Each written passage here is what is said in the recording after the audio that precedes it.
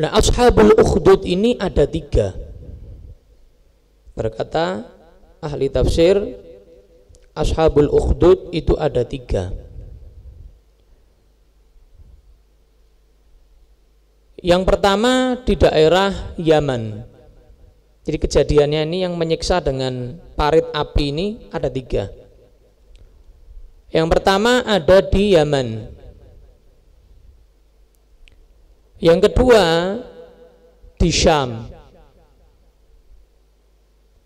Yang ketiga di Persia. Yaman, Syam, Persia. Cuman yang Allah turunkan ayat Al-Quran untuk mereka itu salah satunya, yaitu yang di Yaman.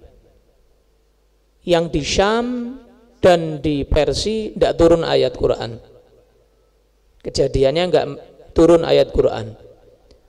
Tapi yang turun ayat Al-Quran menceritakan ashabul ukhdud itu adalah yang ada di Yaman, yang menyiksa dengan parit yang di dalamnya ada kobaran api. Ceritanya begini, kisahnya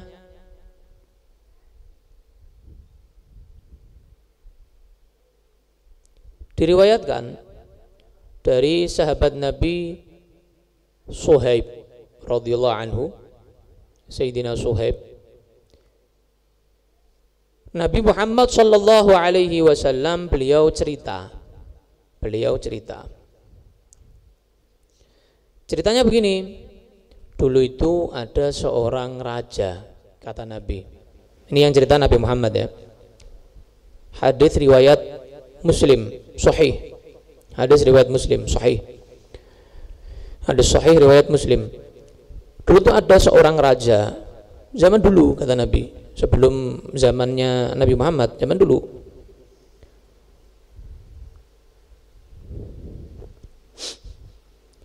Dia ini punya tukang sihir. Jadi rajanya ini punya tukang sihir. Di tangan kanannya itu tukang sihir.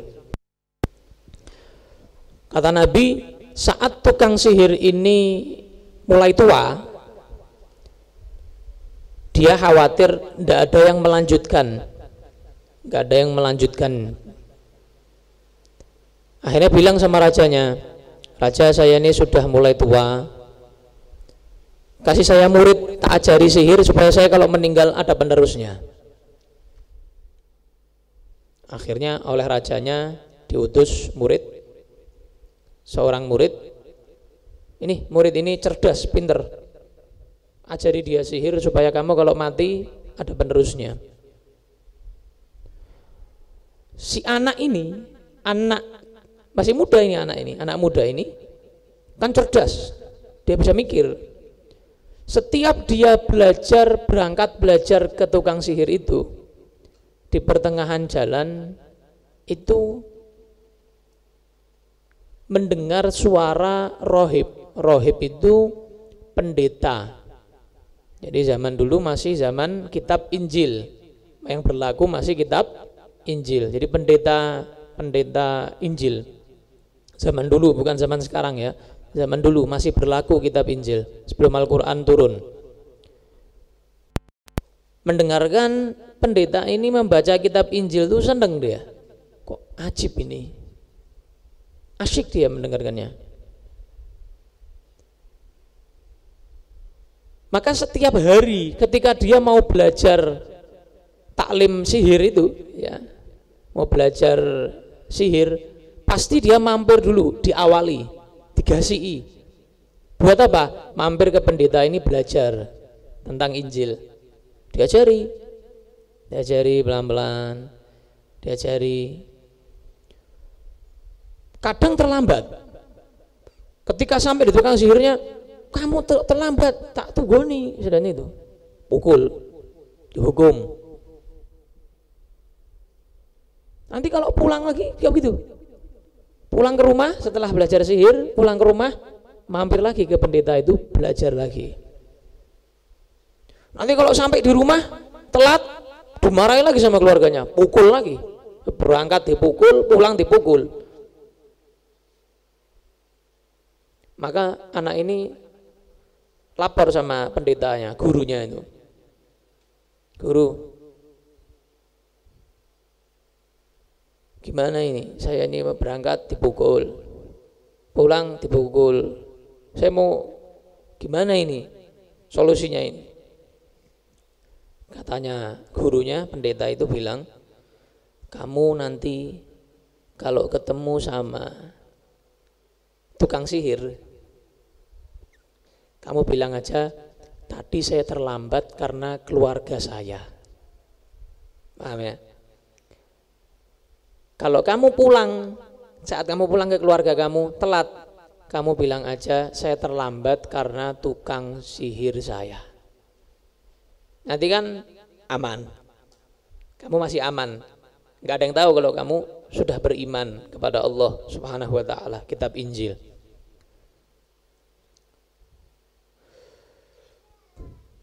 Suatu saat ada seekor hewan buas. Hewan buas ini brutal gitu. Namanya aja hewan buas. Di tengah-tengah kota brutal dia. Yang melukai sana, merusak sana, melukai situ, ngerusak situ. Pokoknya ganas banget ini hewan buas ini masuk ke dalam kota itu. Anak ini mau ngetes, anak muda ini.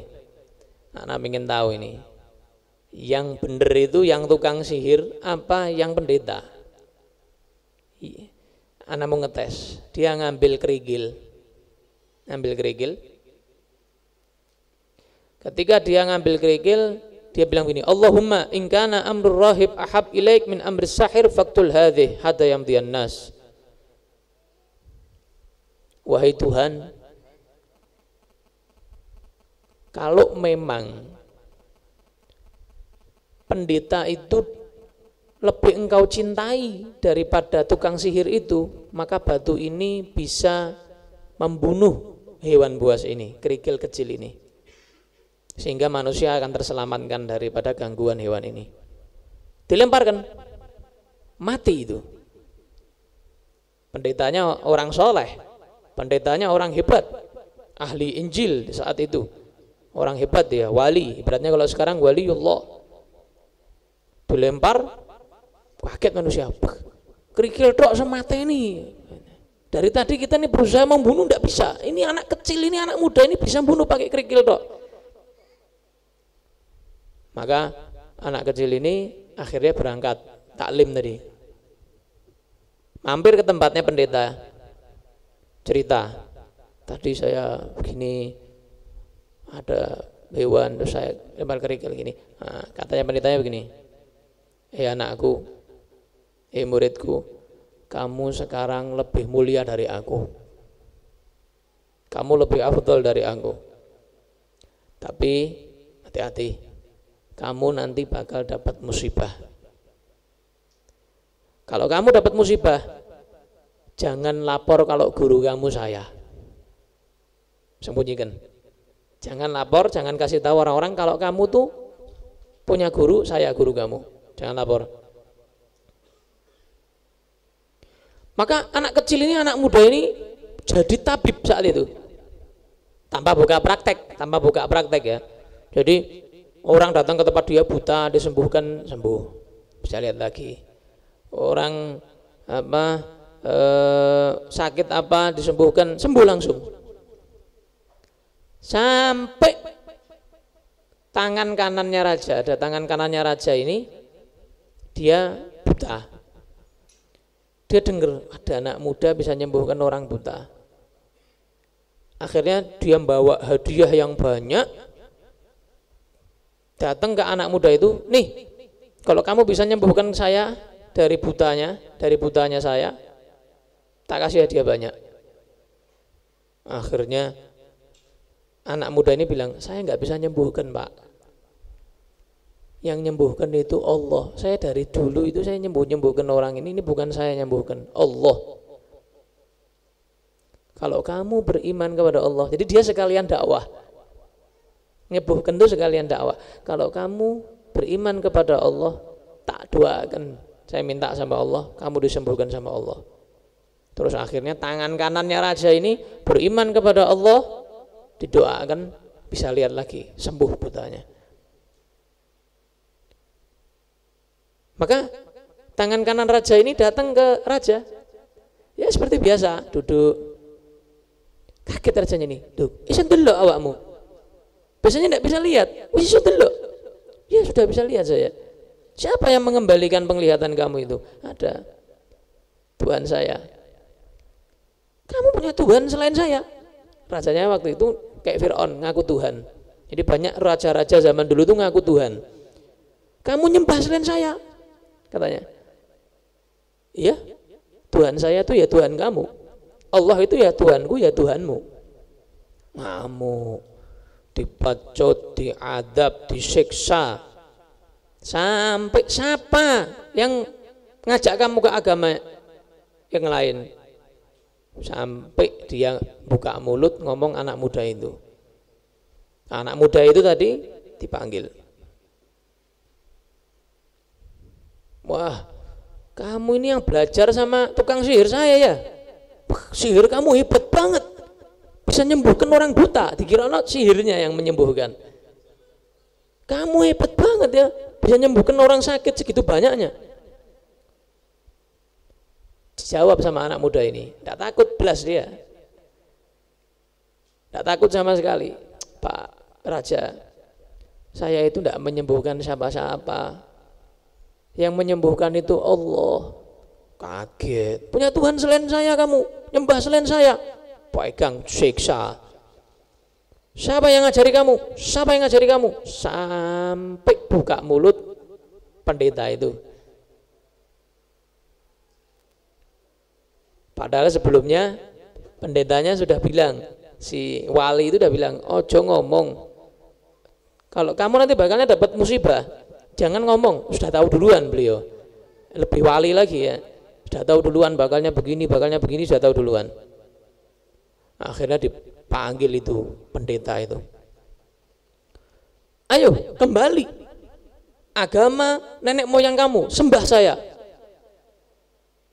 Tidak mau. Ambilkan gergaji, taruh di sini gergajinya, terus digergaji begini sampai terbelah jadi dua begini. Gergaji gini mending jangan, sini angel loh, ini tempurung ini, kokrok mana caranya, atos. Ini jadi raja ini mau nyiksa biar orang-orang tuh tahu, hati-hati loh ya, jangan sampai nyembah selain saya, gitu berarti. Kayak Fir'aun, kayak Namrud begitu. Digergaji sampai terbelah jadi dua, hidup-hidup mati. Digergaji hidup-hidup sampai mati. Terus tadi tangan kanan raja yang sudah masuk Islam, beriman, panggil, ente juga mau kayak gini kamu? Ayo sembah saya, jangan sembah Allah. Tidak mau, nggak mau saya. Ambil gergaji, sama gergaji kayak ini orang ini, pendeta ini. Gergaji juga okrok, sampai terbelah kepalanya. Anak muda itu, ini nih yang dakwah ini yang membuat kacau ini. Banyak yang beriman kepada Tuhan selain aku. Ayo kembali kepada agama kamu yang dulu. Gak mau. Akhirnya Algojo-nya dipanggil. Bawa anak ini naik ke atas gunung. Nanti di ujung puncak uncal ke, lempar dia. Kemudian dibawa sama algojo-nya itu. Ketika sudah sampai di atas, anak muda ini doa begini, Allahumma kfinihim bima syi'ta. Ya Allah, selamatkan aku dari gangguan mereka. Caranya terserah Engkau ya Allah. Terserah monggo ya Allah, mau diapake monggo. Selamatkan aku dari gangguan mereka, terserah Engkau. mau model kayak apa menyelamatkannya. Subhanallah, mandi mustajab langsung kontan. Saat itu juga gempa, gunungnya itu gempa. Nah, tapi yang anak muda ini tidak ngefek. Yang algojo-algojo itu jatuh semuanya, mencelat semuanya. Tinggal dia sendirian. Dia jalan dikit menuju ke istana. Kaget, loh mana tadi algojo saya? Mati kabeh. Jadi dia ini mau membuktikan, saya ini bukan karena sihir, saya ini karena Allah. Betul, dia membuktikan, karomahnya ini membuktikan. Wah, raja ini pegel teman. Manggil algojolan lagi, algojo lagi, lebih kuat lagi. Bawa dia. Naik kapal, pertengahan laut, uncal ke. Naik gunung rak mempan, tengah laut. Ibaratnya begitu. Dibawa, naik kapal. Pertengahan jalan mau diuncal ke, dia doa lagi. Allahumma kfinihim bima syi'ta. Ya Allah, selamatkan aku dari gangguan mereka. Monggo, caranya terserah engkau ya Allah. Subhanallah, kapalnya itu oleng, ya, ngerti oleng, goyang-goyang, kena angin yang mencelat algojo-algojonya, dia selamat sendirian. Dia naik kapal, pulang, jalan lagi, dikit menuju istana. Loh mana tadi? Nyemplung kabeh. Wah, tambah pegel raja ini. Ih, apa norak mati-mati. Digergaji tidak bisa. Dilempar dari gunung malah algojonya yang mati kabeh. Mau dilempar ke dalam laut malah algojonya yang mati semuanya. Akhirnya dikasih tahu ini sama orang ini. Raja, ente tidak bisa bunuh anak. Saya ini tidak bisa kamu bunuh, kecuali kamu tak kasih caranya bunuh saya. Nanti saya lak mati. Tak kayak weruh caranya, tak kasih tahu caranya. Terus raja ini tanya, apa caranya apa? Ingin mateni awakmu aku. Pegel ini rajanya ini. Itu apa tidak mati-mati. Apa caranya? Gimana caranya bunuh kamu? Tak lakukan sekarang. Gini caranya. Kamu toh raja, kumpulkan semua masyarakat di satu lapangan, tanah lapang. Nah, tengah-tengah ada salib, nanti saya saliben, nanti tak kasih panah saya. Panah saya, dia punya panah. Kasih panah saya, nanti waktu ngelempar, waktu melepaskan anak panah, nanti bacanya begini.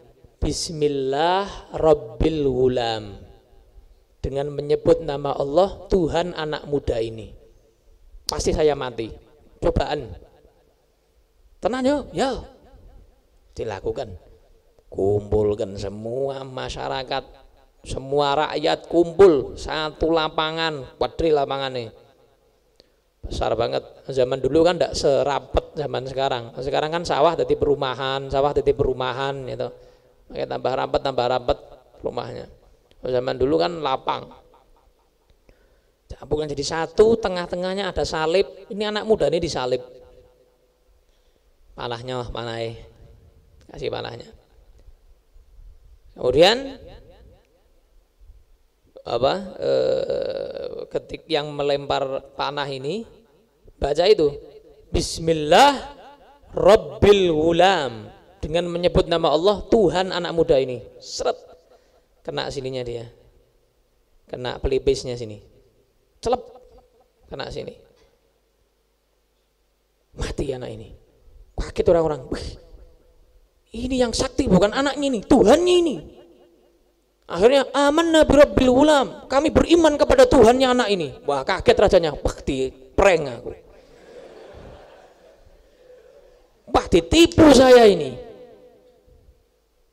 Jadi dia punya siasat, anak kecil ini, anak muda ini. Nanti biar beriman semua kepada Allah, caranya saya harus mengorbankan diri saya. Nyebut nama Allah, lihat cara dakwah. Ora wedi. Jadi kejadian wingi Syekh Ali Jaber itu. Terus ulama yang lain mau takut, tidak perlu takutmu apa? Ulama memang jatahnya ngono, berkorban. Iku mungkin Saleh Jabir mungkin ya gelo, ora mati nopo aku. Iya, karena kalau mati syahid. Ya enggak? Kalau mati syahid, enggak, ulama kok takut? Enggak ulama namanya. Ulama itu enggak ada yang takut. Takutnya sama Allah, enggak takut sama pengganggu-pengganggu, enggak takut.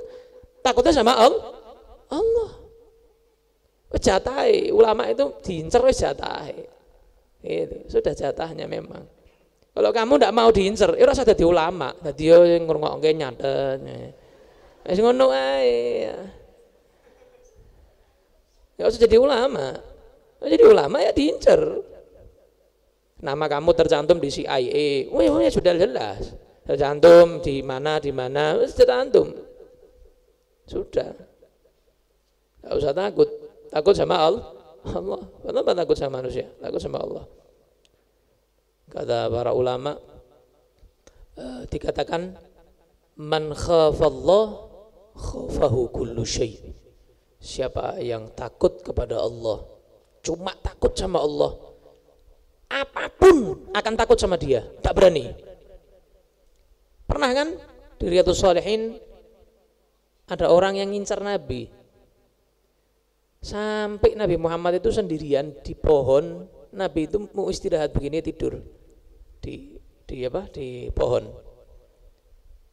Datang satu orang, ini berdua tok ini. Orangnya sudah pegang pedang di lehernya Nabi. Nabi bangun. Ayo, kamu mau apa sekarang?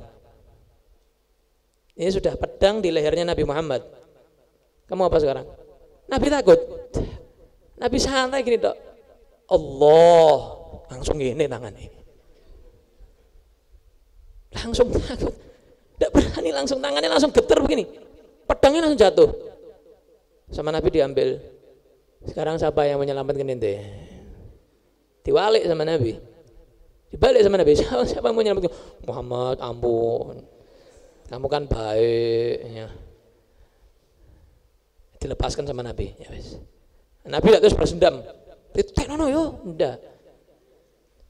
Sama Nabi, yes, lepas, mikir, lepas, tidak apa-apa. Tidak balas dendam. Sallallahu alaihi wa ala alihi wasallam. Nah, itu ceritanya begitu. Akhirnya rajanya ngamuk. Kurang ajar iki prank aku. Ditipu saya ini. Akhirnya raja ini membuat tadi itu ukhdud. Membuat apa? Ukhdud. Parit, lubang panjang. Semua yang beriman kepada Allah masuk ke sini. Jadi dikasih api juga. Parit dikasih api.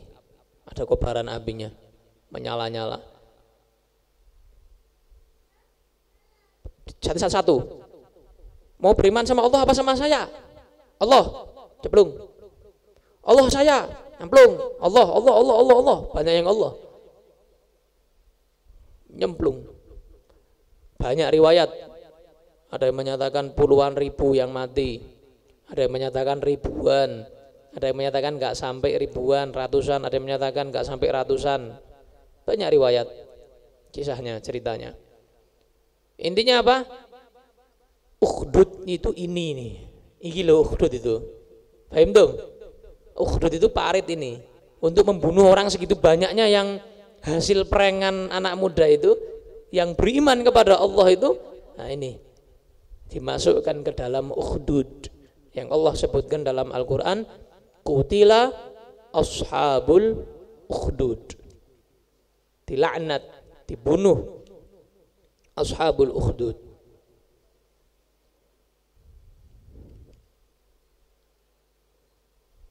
Kutila di sini maknanya ada dua.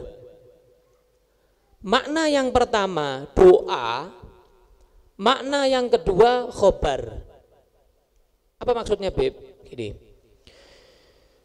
Makna yang pertama, jadi mudah-mudahan begitu maknanya. Dilaknat ashabul ukhdud, orang-orang yang buat parit itu. Itu makna yang pertama. Doa, jadi mendoakan. Seperti qatalahumullah, mudah-mudahan Allah memerangi orang-orang Yahudi. Begitu. Qatalahumullah. La'anahullah, mudah-mudahan Allah melaknatnya. Begitu. Doa. Jadi fi'il madhi bi makna doa. Dalam nahwu begitu. Itu makna yang pertama, doa. Makna yang kedua, khobar, mengkabarkan kepada kita, mengkhabarkan kepada kita. Kutila, telah dibunuh ashabul ukhdud, orang-orang yang dijebak dalam parit itu, dilempar dalam parit itu, yang ada apinya. Ini makna yang kedua. Allah mengabarkan kepada kita, dulu pernah dibunuh ashabul ukhdud, orang-orang yang dilempar ke dalam kobaran api di parit yang panjang itu. Beda. Kutila maknanya bisa doa. Kalau doa berarti mendoakan siapa? Yang buat parit. Kalau kabar berarti mengabarkan yang masuk parit. Ini supaya gamblang, tak jelaskan komplitnya. Begitu. Kutila ashabul ukhdud. An-nari, api, badal istimal minhu. Badal istimal, yang nahwu ngerti, badal istimal. Jadi parit itu isinya apa? An-nari. Tercakup di dalam parit itu wujud atau ada yang namanya api. An-nari zatil waqud ma tuqadu bihi. Jadi api itu menyala-nyala, tambah ditambah manusia menyala-nyala. Loh, api dikai apa? Api dikasih kayu itu tambah menyala-nyala. Apalagi ente yang masuk. Tulangmu, dagingmu, kulitmu, mata, telinga, mubung kabeh. Bayangkan. Kayak apa? Tambah menyala-nyala, masuk lagi menyala-nyala lagi, masuk lagi orang ketiga menyala-nyala, orang keempat menyala-nyala, terus zatil waqud.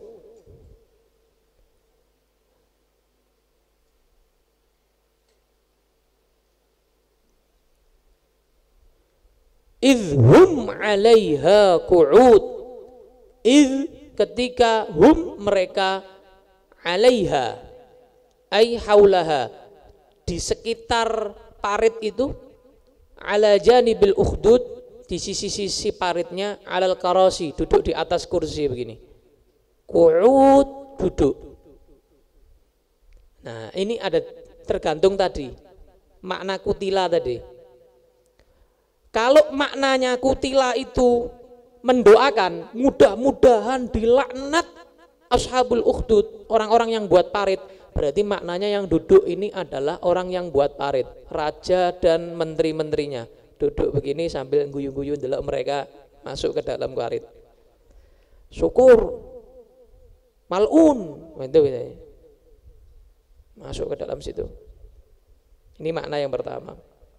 Kalau yang kedua, yang duduk di samping parit itu adalah orang-orang yang mau dicemplungkan, yang mau dimasukkan ke dalam parit.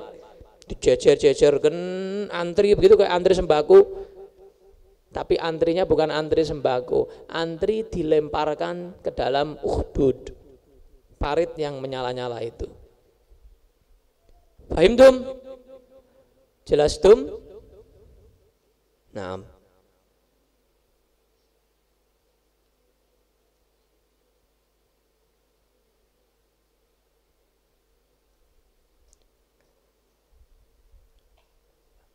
terakhir,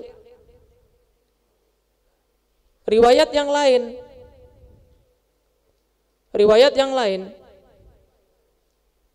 ada seorang muslim yang dia ini ahli membaca Injil. Dia ini jadi pegawai begitu.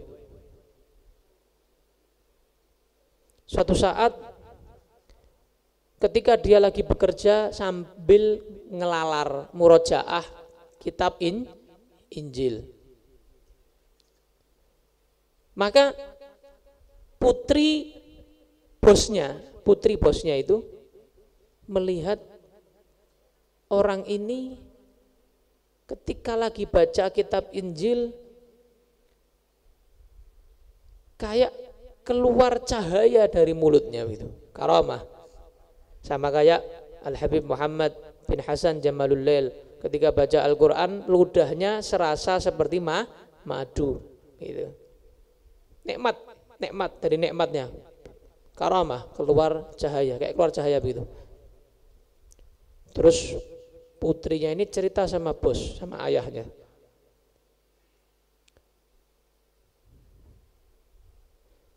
ditanya, kamu kok tadi kok kayak keluar sesuatu cahaya dari mulut kamu? Diam, nggak dijawab. Dipaksa sampai ngomong, iya, saya Muslim, saya penganut Nabi Isa, saya pengikut Nabi Isa, saya pengikut Al-Injil. Akhirnya bosnya masuk Islam plus putrinya, dan ikut juga di situ 87 orang. Ada laki-laki, ada perempuan, banyak. Tapi ini kejadian setelah Nabi Isa diangkat ke langit. Ini kejadian ini setelah Nabi Isa diangkat ke langit. Jadi Nabi Isa di bumi sudah nggak ada. Dan sebelum diutusnya Nabi Muhammad 70 tahun. Tepatnya. Jadi mepet sama diutusnya Nabi. Dekat dengan lahirnya Nabi. Ya kan? Sebelum diutusnya Nabi 70 tahun, berarti sebelum Nabi lahir berapa? 30 tahun. Karena Nabi diutus umur 40 tahun. Berarti 30 tahun sebelum lahirnya Nabi, kejadian ini, peristiwa ini. Peristiwa Ukhdud ini, dalam riwayat yang ini. Peristiwa Ukhdud. Akhirnya ada orang yang mendengar tentang anak ini. Yang mendengar namanya Yusuf bin Dhinwas. Yusuf bin Dhinwas. Akhirnya Yusuf bin Dhinwas membuat parit Ukhdud, dinyalakan api, kemudian mereka dipaksa untuk kafir, mengkufuri Injil, mengkufuri Nabi Isa. Jangan ikuti Isa, jangan ikuti Injil. Ayo, berarti sembah saya. Kalau nggak mau, tak lemparkan ke dalam Ukhdud ini.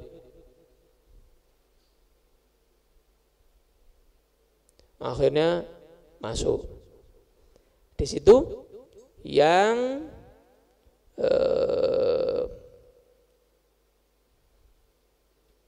77 itu tetap beriman, masuk nyemplung. 77 orang. Yang tidak mau sekitar kurang lebih 10 orang yang tidak mau. Tadi kan 87, ya kan? Yang 77 tetap beriman, yang 10 murtad. Karena dia takut masuk Ukhdud, murtad. Takut masuk Ukhdud. Di antara 77 yang masuk, itu ada seorang ibu. Ini kisahnya hampir sama kayak ceritanya Masyitoh zaman Fir'aun. Dia punya anak bayi. Ketika dia sudah mendekati Ukhdud, mau nyemplung, dia lihat anaknya, oh kesian, melas, anakku kira ngerti apa-apa, gitu, nggak tahu apa-apa, kok nyemplung juga. Terus dia mundur. Sampai 3 kali maju, lihat anaknya, nggak tega, mundur. Ini namanya ibu ya. Maju lagi, sampai 3 kali. Sudah 3 kali balik, dia mau mundur, anaknya bicara. Ini termasuk bayi yang bisa bicara dalam sejarah. Anaknya bicara, bayi itu bicara. Umi, itu, ya Ummah, Inni ara amamak naran la tudfa. Aku kok melihat kalau kamu mundur, kalau engkau mundur Mi, aku melihat ada api yang tidak bisa dipadamkan, neraka jahanam. Hati-hati lo Mi. Lo anaknya sing ngandani Umi Anaknya yang bayi ini bilang ibunya. Ini termasuk yang apa? Bisa bicara saat bayi. Engko kowe ndek bayi mbok kon ngomong ra iso. Ya, ini termasuk kelebihan dari Allah. Ini jangan istilahnya jangan terlambat. Ayo cepet masuk gitu. Ayo masuk yuk. Kayak mlebu kolam renang ngono. Masuk. Suruh cepat. Ketika mendengar anaknya begitu, mantep langsung bismillah, nyemplung, plung. Nah, diriwayatkan Allah menyelamatkan mereka supaya mereka tidak merasakan rasa sakit kebakaran sebelum jasad mereka nyentuh api atau parit itu sudah dicabut nyawanya sama Allah. Jadi yang riwayat yang tadi atau riwayat yang ini itu begitu. Sebelum mereka nyemplung masuk ke dalam parit tersentuh apinya, itu Allah sudah mencabut nyawa mereka. Sehingga mereka tidak merasakan rasanya terbakar hidup-hidup. Na'udzubillah min dzalik. Ya sama kayak Siti Asiyah, istri Firaun. Ketika ketahuan dia Islam, mukminah di tengah padang pasir disiksa, mau ditibani batu besar, ditimpa batu yang besar banget. Sebelum ditimpa batu yang besar, Allah mencabut nyawa Siti Asiyah sehingga ketika batu besar itu menimpa beliau tanpa ruh, jasad tanpa ruh, tidak merasakan rasa sakit.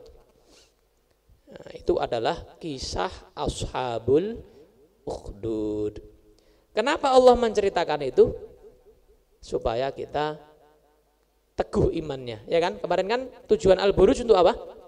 Meneguhkan iman para mukminin yang mana saat itu di Makkah disiksa dan lain sebagainya. Lalu kita sekarang enak banget, ya majelis kayak gini nggak ada yang ganggu, ya nggak? Enak, nikmat banget. Zaman dulu itu susah, berat. Makanya jaga keamanan ini, kenyamanan ini, jangan ribut, ya, jangan mau diporak-porandakan supaya kita tetap nikmat majelisnya, nikmat ibadahnya kepada Allah Subhanahu wa taala. Wallahu a'lam.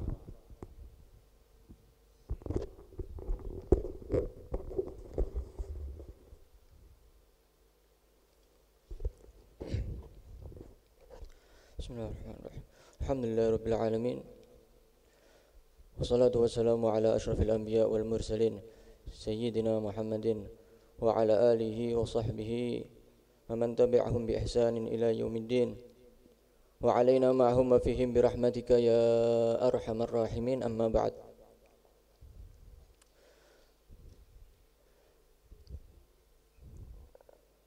Babun fit tafakkuri fi 'azimi makhluqatillahi ta'ala wa fana'id dunya wa ahwalil akhirati wa sa'iri umurihima wa taqsirin nafsi wa tahdhibiha wa hamliha 'ala al-istiqamah.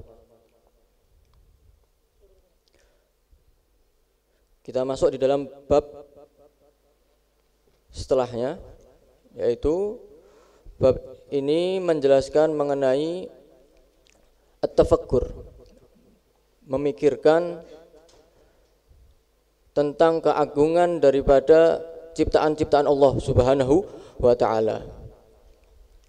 Bab menerangkan mengenai memikirkan, merenungkan dan memikirkan besarnya atau agungnya daripada ciptaan-ciptaan Allah Subhanahu wa ta'ala, dan juga menerangkan mengenai kehinaan dunia dan juga kengerian daripada akhirat, hal-hal yang mengerikan yang terjadi di akhirat. Wasair umurihima, dan juga menjelaskan mengenai perkara-perkara yang lainnya yang ada di dunia maupun di akhirat. Wa taqsirin nafas, dan juga menjelaskan, bab ini juga menjelaskan mengenai kecerobohan jiwa. Wa tahdhibiha, menjelaskan bagaimana cara kita mensucikan jiwa, membersihkan jiwa. Wa hamliha 'alal istiqamah, dan juga membawanya, mengajak jiwa an-nafsu untuk beristiqamah di jalan Allah Subhanahu wa taala. Itu semuanya dibahas di dalam bab ini. Qala Allah Ta'ala, inna ma'idukum biwahidatin an taqumu lillahi masna wa furada thumma tatafakkaru ma bisahibikum min jinnah in huwa ila nadhirum baina yaday adabin syadid. Allah Subhanahu wa taala berfirman, hanya saja, inna ma'idukum, hanya saja, kata Allah, aku memberikan nasihat kepada kalian biwahidah.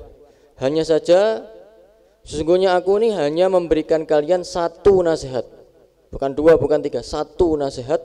Artinya apa? Artinya maksud daripada ucapan Allah Subhanahu wa taala bahwa apa yang nasihat yang akan diberikan, yang akan disampaikan oleh Allah Subhanahu wa taala ini adalah nasihat yang sangat luar biasa, yang harus diperhatikan dan juga harus diamalkan. Hanya saja aku ingin memberikan satu nasihat kepada kalian, nasihat yang sangat mulia. Apa itu nasihatnya Allah? Antaqumu lillahi masna wa furada. Yang pertama, antaqumu lillah, kalian berdiri di hadapan Allah Subhanahu wa taala masna wa furada, baik dalam keadaan berjamaah, berdua-dua, berjamaah, maupun dalam keadaan sendirian. Baik kalian dalam keadaan berjamaah bersama teman kalian, bersama keluarga kalian, beribadah kepada Allah Subhanahu wa taala secara berjamaah, maupun dalam keadaan sendirian hanya kepada Allah Subhanahu wa taala. Tsumma tatafakkaru, setelah kalian beribadah kepada Allah Subhanahu wa taala, kalian pikirkan, sebenarnya ucapan ini, nasihat ini, khitabnya itu kepada orang-orang kafir Quraisy ketika mereka tidak mempercayai Nabi Muhammad Shallallahu Alaihi Wasallam, sampai mereka itu memikirkan sesuatu yang pantas untuk Nabi Muhammad, sesuatu yang hina yang pantas untuk Nabi Muhammad. Tapi mereka tidak mendapatkannya. Ya, mereka pikirkan satu persatu. Muhammad bohong, adalah orang pembohong. Enggak mungkin. Orang temannya mengatakan tidak mungkin. Sebelum dia diutus, dia sudah terkenal dengan kejujurannya. Tidak bisa kita katakan dia adalah orang pembohong. Adalah apa yang disampaikannya itu adalah sihir. Tidak mungkin. Kita sudah tahu bahwa sungguhnya Nabi Muhammad itu lahir dalam keadaan yatim piatu. Tidak mungkin. Dari mana dia mendapatkan ilmu sihir? Dia semenjak kecil memang sudah dalam keadaan yatim piatu, tidak mendapatkan ajaran dari ayahnya. Ya sudah, sehingga mereka memutuskan bahwa sudah minimal walaupun tidak pantas, ya, tidak sesuai terhadap diri Nabi Muhammad SAW, mereka memikirkan satu sifat untuk menghinakan Nabi Muhammad SAW, bahwa Muhammad adalah orang yang gila. Ya. Makanya Allah Subhanahu wa taala memberikan nasihat kepada mereka, beribadah kalian kepada Allah Subhanahu wa taala, kemudian berpikirlah, ma bisahibikum min jinnah. Sesungguhnya teman kalian, maksudnya Nabi Muhammad sallallahu alaihi wasallam itu, ma bisahibikum min jinnah, bukanlah orang yang gila. Bukanlah orang yang gila. In huwa ila nadhirun baina yaday adabin syadid. Sesungguhnya hanya saja dia, Nabi Muhammad, itu adalah seorang yang memberikan peringatan dari adab yang sangat pedih dari Allah Subhanahu wa taala. Bagaimana mungkin, ya, seseorang yang ingin menyelamatkan kalian ke dalam jurang, ke dalam siksaan, disebut dengan orang yang gila? Tidak masuk akal. Ya, ini nasihat yang disampaikan oleh Allah Subhanahu wa taala. Wa qala ta'ala, inna fi khalqis samawati wal ardi wa ikhtilafil laili wan nahari la ayatin li ulil albab alladzina yadhkuruna Allaha qiyaman wa qu'udan wa ala junubihim wa wa yatafakkaruna fi khalqis samawati wal ardi rabbana ma khalaqta hadza batila subhanak faqina adzabannar. Allah Subhanahu wa taala berfirman, sesungguhnya di dalam ciptaan langit dan bumi dan pergantian siang dan malam itu terdapat tanda yang sangat besar bagi orang yang berakal. Bukan orang sembarangan, bagi orang yang berakal. Ya. Kemudian Allah Subhanahu wa taala mensifati mereka. Siapa orang yang berakal ya Allah? Allah mensifati mereka. Siapakah mereka? Kata Allah Subhanahu wa taala, alladzina yadhkurunallaha qiyaman wa qu'udan wa 'ala junubihim wa yatafakkaruna fi khalqis samawati wal ardh. Rabbana ma khalaqta hadza batila subhanak faqina adzabannar. Orang yang berakal itu adalah pertama, orang yang berzikir kepada Allah Subhanahu wa taala. Di setiap keadaannya selalu berzikir, mengingat Allah Subhanahu wa taala di setiap keadaannya, baik ketika dia berdiri, ketika dia duduk, ketika dia berbaring.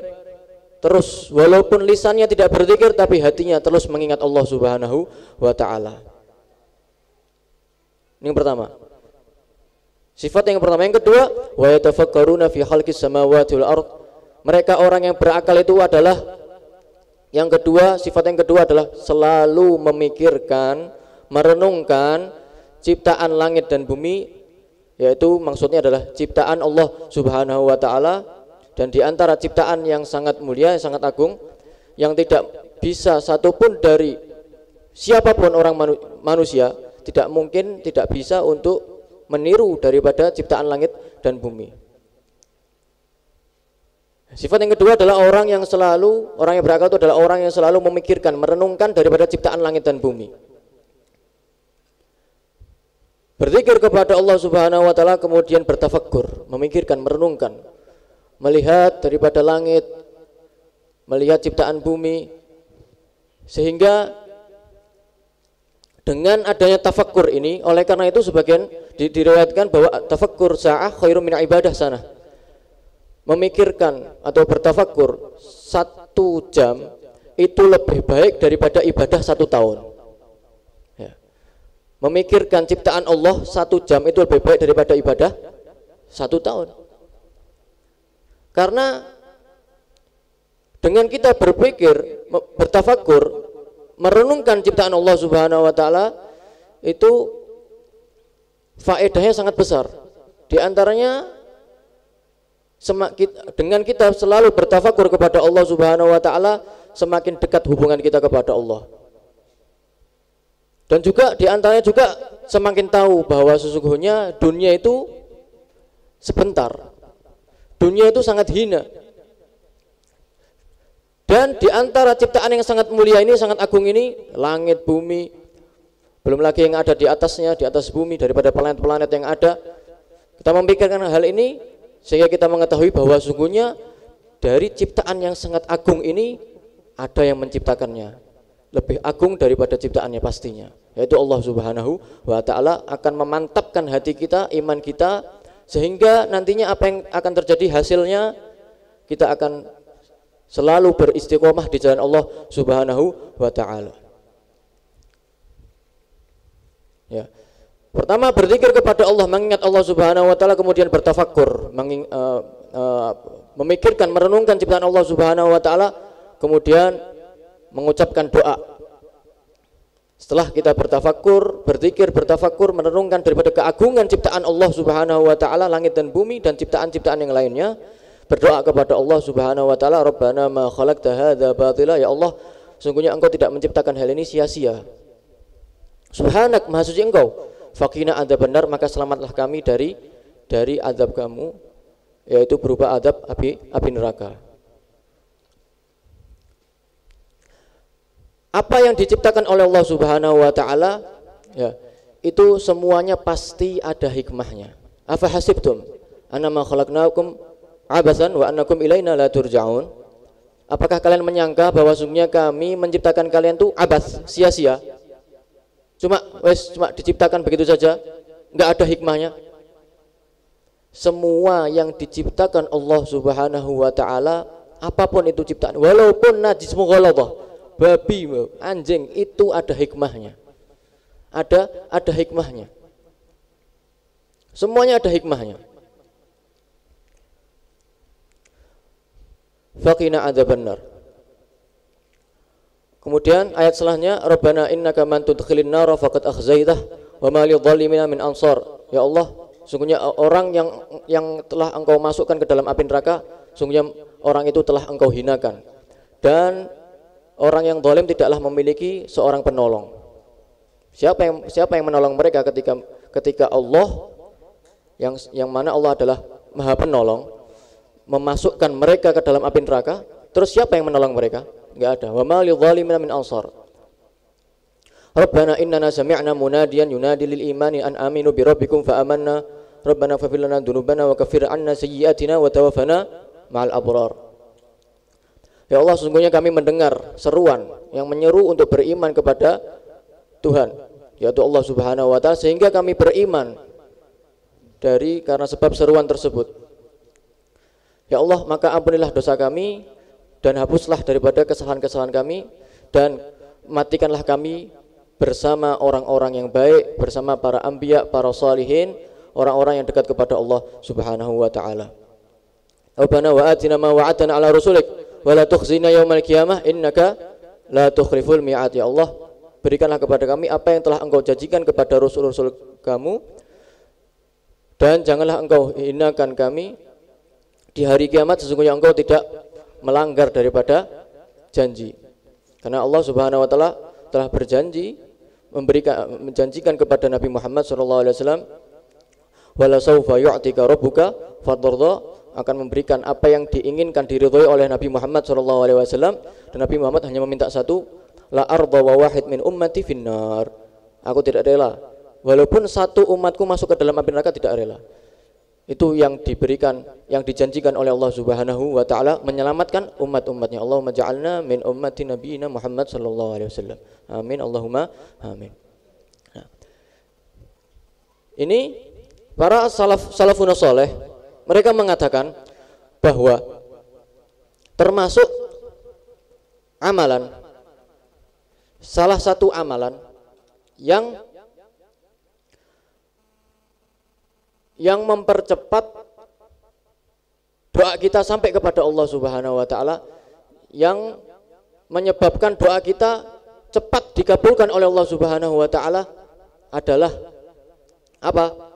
Salah satu amalannya adalah memulai doa kita dengan ucapan Rabbana sebanyak 5 kali. Apa amalannya? Memulai doa kita, apapun yang kita inginkan, dimulai dengan apa? Dengan ucapan Rabbana sebanyak 5 kali, kemudian sebutkan doanya. Nah, ini termasuk amalan yang mustajabah yang diamalkan oleh salafun saleh. Dalilnya apa? Mereka mengambil dalil dari Al-Qur'anul Karim. Nah, di dalam surat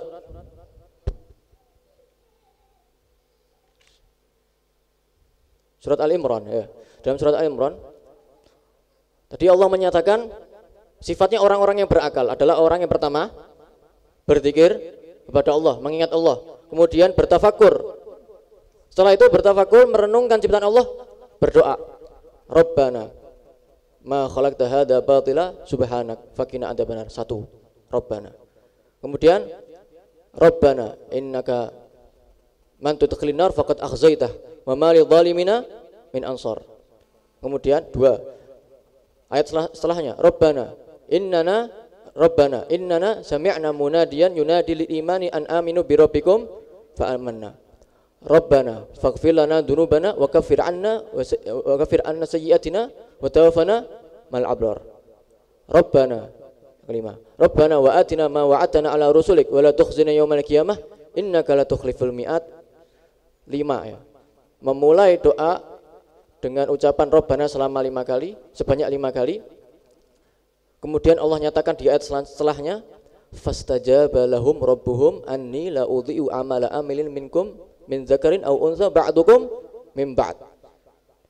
Setelah mereka berzikir kepada Allah, bertafakur, kemudian berdoa, ya, dengan memulai doanya dengan ucapan Rabbana sebanyak 5 kali, maka fastajaba lahum rabbuhum, maka Allah mengabulkan doa mereka. Sesungguhnya aku tidak akan menyiakan amalan apa yang diamalkan oleh salah satu dari kalian, sebagian kalian dan sebagian yang lainnya, baik perempuan, baik laki-laki maupun perempuan. Dalil yang mereka ambil para salafun saleh, mereka ambil dari Al-Qur'anul Karim.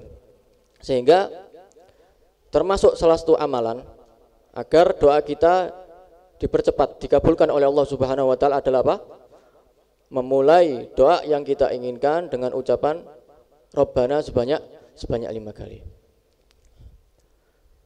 Allah Ta'ala, dan Allah Subhanahu wa taala berfirman, afala yanzuruna ilal ibli kaifa khuliqat wa ila samai kaifa rufi'at wa ila jibali kaifa nusibat wa ila al-ardi kaifa sutihat fadzakir innama anta mudzakir.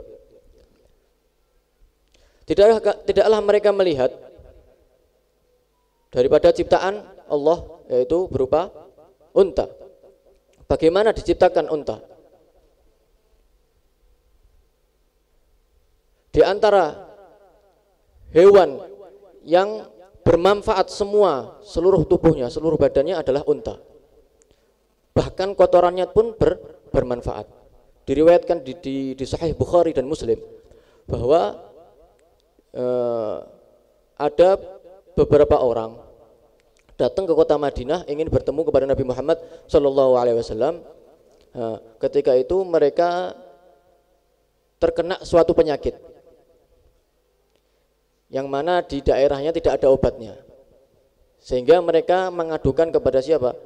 Kepada dokternya Nabi Muhammad SAW.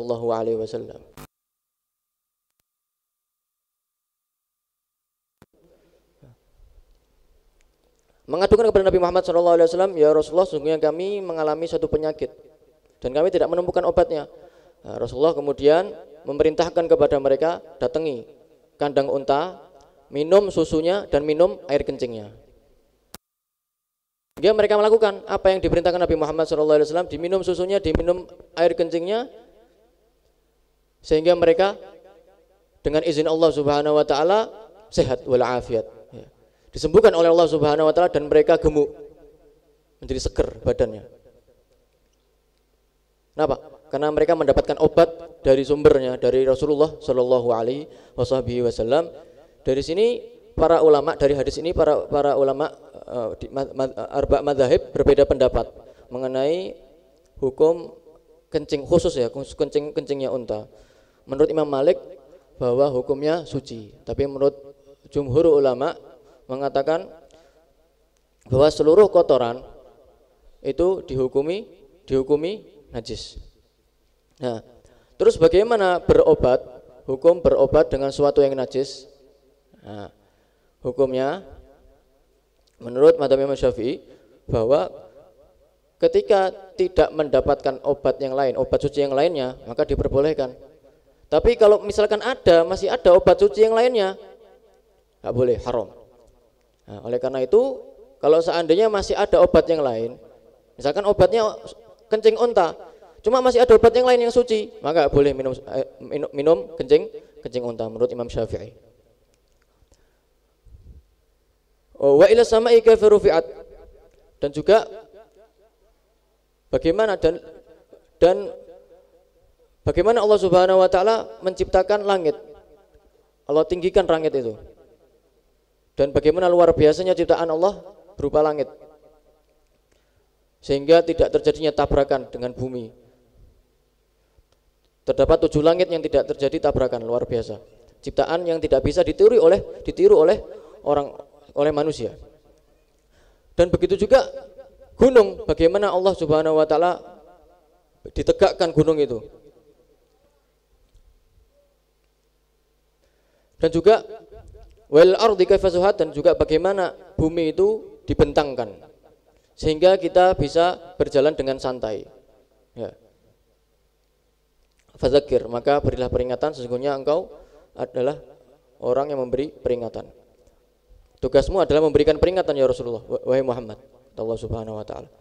Tugasmu hanya memberi peringatan, bukan memberikan mereka hidayah.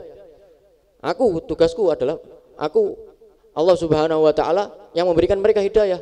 tugasmu hanya memberikan peringatan. Fadzakir innama anta mudzakir. Wa qala ta'ala afalam yasiru fil ardi fayanzuru kaifa kana aqibatul ladzina min qablihim wala darul akhirati khairul ladzina taqaw afala ta'qilun. Allah Subhanahu wa taala berfirman di dalam surat Yusuf, tidaklah mereka berjalan di muka bumi ini dan melihat, memperhatikan keadaan di sekitarnya. Bagaimana akibatnya orang-orang sebelum mereka.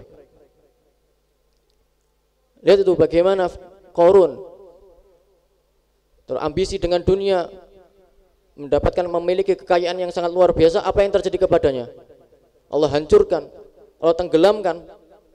Lihat tuh bagaimana Fir'aun memiliki kekuasaan yang luar biasa.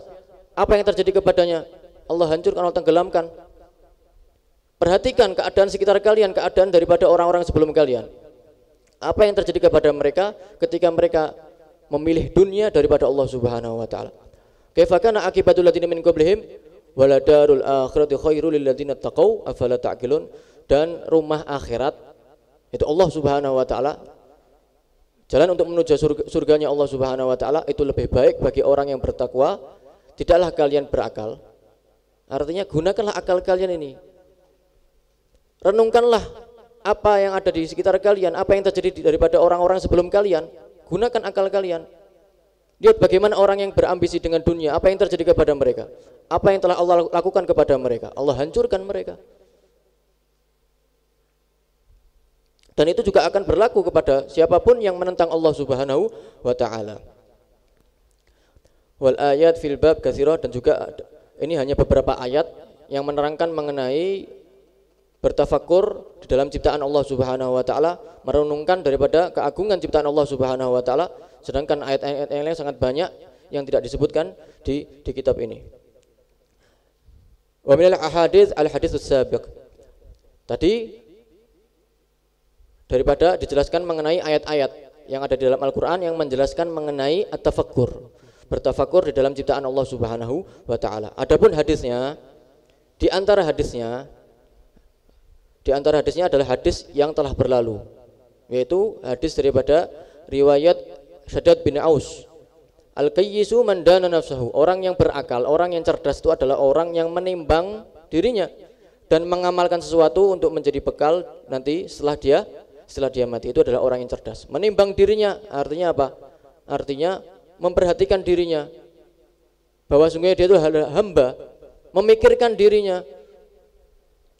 Wa fi anfusikum afala tubsirun, apa yang ada di dalam tubuhnya ini dia membawa kotoran, memikirkan dirinya. Itu adalah orang yang cerdas. Bukan orang yang cerdas itu bisa menciptakan pesawat, bisa membuat ini dan itu. Orang yang cerdas itu bisa menimbang dirinya dan mengamalkan sesuatu untuk menjadi bekal nanti setelah dia mati.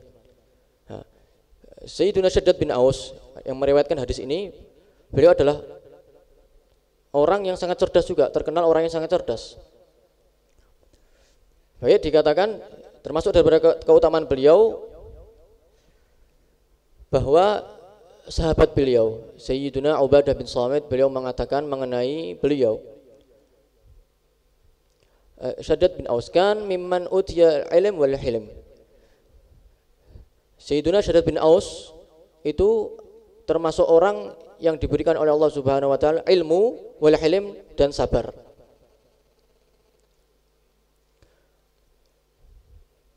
Sayyiduna Abu Darda, beliau juga memuji keindahan daripada sifat Sayyiduna Shaddad bin Aus. Beliau mengatakan, inna likulli ummatin faqihan wa faqihu hadhil ummah Shaddad bin Aus. Sungguh setiap umat itu memiliki ahli fikih, ada yang ahli fikih. Dan ahli fikih daripada umat ini adalah beliau Shaddad bin Aus. Cerdas orangnya. Sayyiduna Sa'id bin Abdul Aziz, beliau juga mensifati dan memuji daripada Shaddad bin Aus, Sayyidina Shaddad bin Aus. Beliau mengatakan, fuddila Shaddad bin Aus bi khoslatain, bi bayan idza nataq wa bi kadzbin idza ghadab. Sungguhnya Shaddad bin Aus, Sayyidina Shaddad bin Aus, beliau telah diberikan kelebihan dua hal. Yang pertama, dengan ucapan yang penuh dengan hikmah. Ketika dia mengucapkan sesuatu itu penuh dengan hikmah, penuh dengan makna. Yang kedua, bisa mengontrol dirinya ketika dia marah. Nah, ini adalah dua sifat yang khusus, tidak semua orang memilikinya, yang hanya diberikan oleh orang-orang yang khusus oleh Allah Subhanahu wa taala. Juga diceritakan Sayyidina Ali bin Abi Thalib bahwa beliau memiliki seorang anak masih kecil, bayi. Ketika itu beliau punya budak perempuan, budaknya dititipkan anaknya dititipkan sama budak perempuan tersebut. Ketika itu Sayyidina Ali lagi keluar rumah. Walhasil ada satu kejadian, tanpa disengaja budaknya itu membawa air panas, umup panas sih, banyu ini panas, nggak taunya kesandung atau bagaimana, nggak, tanpa disengaja terkena anaknya Sayyidina Ali bin Abi Thalib. Meninggal anaknya. Wedi, takut dimarahi sama Sayyidina Ali bin Abi Thalib. Datang Sayyidina Ali, merah wajahnya, tambah wedi. Wis diapokno mbek Sayyidina Ali. Nah, tapi budak ini orang yang pinter, cerdas. Dia memikirkan satu cara supaya Sayyidina Ali itu enggak marah. Apa itu? Membacakan ayat Al-Qur'an. Karena dia tahu bahwa para sahabat Nabi Muhammad SAW itu waqaf fil Qur'an fi kalamillah, berhenti ketika disampaikan ayat-ayat Al-Qur'an. Budak ini membacakan salah satu ayat daripada ayat Al-Qur'anul Karim, wal kadhiminal ghaidha wal 'afina 'anil nas wallahu yuhibbul muhsinin. Surat Ali Imran. Ketika Sayyidina Ali sudah merah wajahnya ini, melihat anaknya sudah enggak bernafas ini. Wal kadhiminal ghaidha. Ini sebenarnya ayat ini adalah salah satu orang-orang yang dipuji oleh Allah Subhanahu wa taala. Itu orang-orang yang masuk ke dalam surganya Allah Subhanahu wa taala. Wasari'u ila maghfiratin mir rabbikum wa jannatin 'arduhas samawati wal ard uiddat lil muttaqin. Surga itu disiapkan oleh orang yang bertakwa. Siapa? Alladzina yunfikuna fis sarra'i wad dharra wal kadhiminal ghaidha wal 'afina 'anil nas wallahu yuhibbul muhsinin. Ya. Pujian yang diberikan oleh Allah Subhanahu wa taala kepada orang-orang yang disebutkan sifatnya oleh Allah Subhanahu wa taala. Di antaranya adalah ini yang diucapkan sama budaknya ini supaya Sayyidina Ali enggak marah. Wal kadhiminal ghaidha, dan orang-orang yang menahan amarah. Yang tadinya merah karena budaknya membacakan ayat Al-Qur'an, sudah sabar. Akhirnya enggak jadi marah. Wal 'afina 'anil nas, dan orang-orang yang memberikan maaf. Setelah itu Sayyidina Ali memaafkan budak tersebut. Setelah tadinya marah, benar-benar marah ketika dibacakan ayat pertama, wal kadhiminal ghaidha, sudah enggak marah lagi. Tenang sudah. Bacakan ayat kemudian setelah itu wal 'afina 'anil nas, dan memaafkan manusia, dimaafkan sama Sayyidina Ali.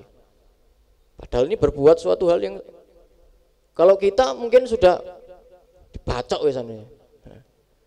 Wal 'afina 'anil nas, dan yang memaafkan manusia, dimaafkan sama Sayyidina Ali.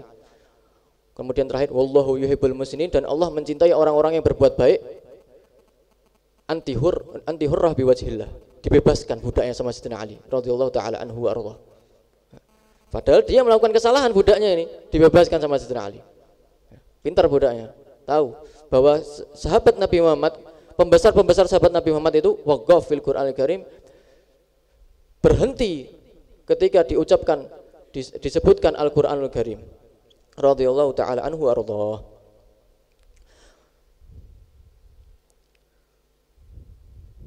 Mudah-mudahan apa yang kita dengarkan bisa bermanfaat bagi kita semuanya, bisa kita amalkan, kita sebarkan kepada keluarga kita. Allahumma la tahrimna khairan ma indaka syarri ma indana, wa sallallahu alaihi wasallam Muhammadin wa alihi wasallam, walhamdulillahirabbil alamin.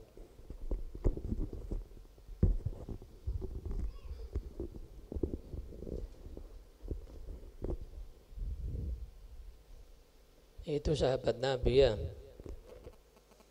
Ente ngamuk Al-Quran, wal kadhibinal ghaidha, apa wae? Dalil-dalil nih. Ngamuk tambah ngamuk. Sahabat Nabi beda ya.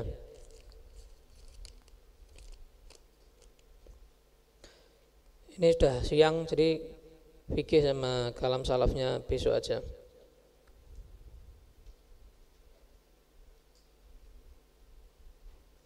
Mau tanya, apabila saya jualan barang, namun barang tersebut dihutang atau dibayar dengan dicicil. Kalau dicicil saya mengambil untung 10% sampai 20% dari harga modal dan dibayar atau dicicilnya selama 3 bulan sampai 6 bulan dan barang yang saya jual sesuai permintaan pembeli. Apa ini termasuk riba? Tergantung sistemnya. Kalau misal sistemnya begini, 1 akad bukan 2 akad. Jadi dari awal bilang gini, ente mau kontan apa nyicil? Saya mau nyicil. Nah langsung, saya jual kitab ini harganya 30.000, setiap bulan nyicil 10.000. Nah, itu sah. Tapi kalau dia bilang, ente mau beli kontan apa nyicil? Saya mau beli kontan. Nah baru akad, saya jual kitab ini seharga 20.000 kontan. Itu. Walaupun beda harga kontan, harga nyicil, tapi kalau akadnya satu, jelas akadnya tidak riba. Ini beli motor atau mobil. Motor kalau cash harganya 20 juta, kredit harganya 25 juta. Kalau akadnya jelas sah. Bukan begini, kalau cash 10 juta, 20 juta, kalau kredit 25 juta. Salah, bukan begitu. Di awal rundingan dulu. Mau beli cash apa kredit? Oh mau beli kredit, ya sudah. Saya jual motor ini seharga 25 juta, tiap bulan bayarnya 500.000 selama sekian tahun. Itu sah. Jadi tergantung di awal sistemnya gimana, akadnya gimana.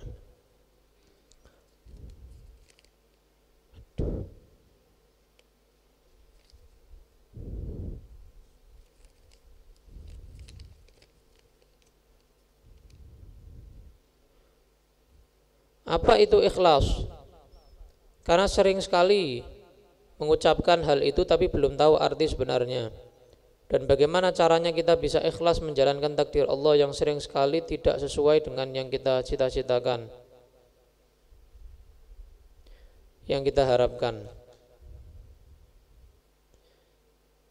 Ikhlas itu kamu di hadapan manusia beramalnya atau sendirian itu sama, di hati kamu sama. Ente sholat di masjid sini rame-rame, sama ente sholat sendirian di dalam kamar, hatinya ente sama, semangatnya kamu sama. Ente sedekah, tidak ada yang lihat, sama banyak yang lihat, hati kamu sama. Ya tidak tambah semangat, ya enggak tambah pede, ya enggak tambah kemaki, ya enggak. Ya sama, gitu aja. Itu ikhlas. Ikhlas itu begitu, prakteknya begitu. Jadi beramal hanya untuk Allah. Ente dicaci, ente dipuji, sama aja.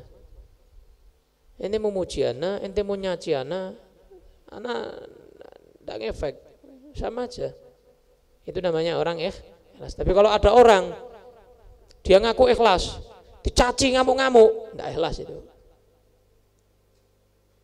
Sedekah rame lebih semangat. Sedekah rame ku langsung tok sing paling akeh. Atau 1000. Tapi kalau sendirian paling cilik 500. Nah, ini tidak ikhlas namanya.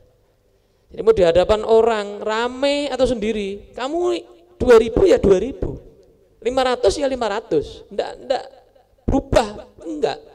Itu namanya orang ikhlas. Enggak ada perubahan, walaupun dicaci, dimaki, enggak ada perubahan sama sekali.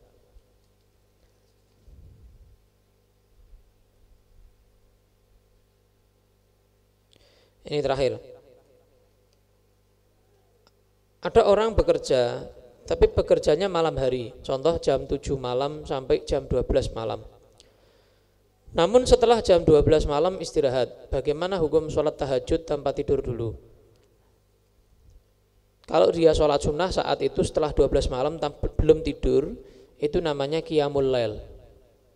menghidupkan malam. Sholat qiyamul lail, menghidupkan malam. Tapi kalau tahajud itu khusus bagi yang tidur dulu, bangun tidur walaupun sebentar. Bangun tidur walaupun sebentar, tidurnya bangun, itu namanya tahajud. Tapi kalau enggak tidur dulu, kayak tadi kerja sampai jam 12, setelah itu sholat sunnah, tidur sampai subuh, maka sholatnya dia di jam 1 malam itu bukan tahajud, tapi apa? Qiyamul lail. Ya, dia menghidupkan malam dengan 2 rakaat, 4 rakaat atau berapa rakaat. Mending daripada ndak blas, pulang langsung turu. Nah, mending dari orang itu sudah, karena dia sudah qiyamul lail. Ini perbedaan qiyamul lail dan tahajud. Atau begini, habis isya sampai subuh ndak tidur ibadah dok, itu namanya juga qiyamul lail, bukan tahajud.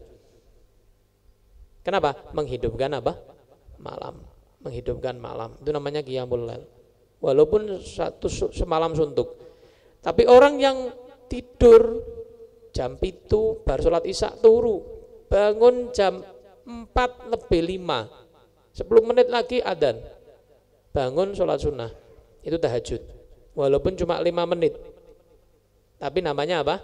Tahajud. Tapi orang yang dari jam 7 sampai subuh tidak tidur ibadah, itu belum dinamakan tahajud, itu namanya masih qiyamul lail.